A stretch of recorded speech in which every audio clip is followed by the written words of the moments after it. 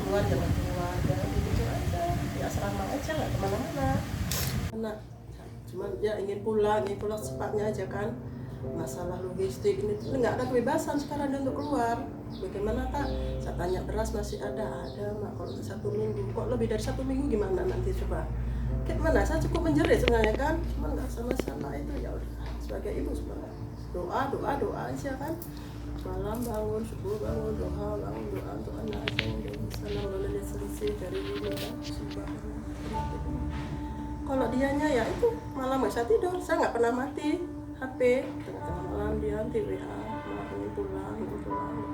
Oh dia Iya. pernah nyampein sama ibu dia pingin pulang? Iya, ini fotonya dia nangis, mak ini pulang. Dia saya bilang kayak mana mau pulang?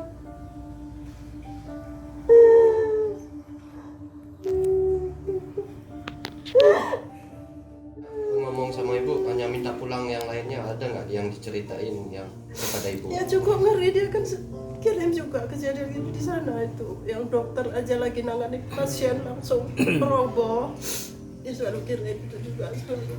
Ketakutan dia, sangat ketakutan, sebenarnya stres sampai nggak bisa tidur. Udah makan enggak makan. Yang di supermarket lagi itu.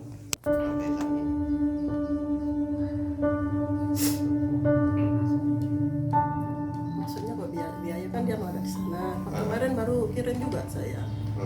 Kirim gitu ke perbankan, ini liburan dia nggak pulang. Terus saya kirim juga kemarin.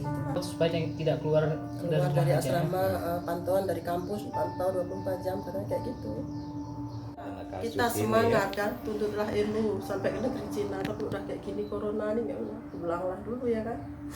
Nanti kalau udah aman. Udah berapa lama dia di sana? 1 semester.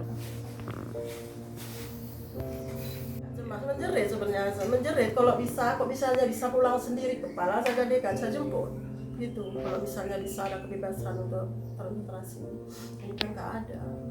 Nggak bisa. Pulang bisa.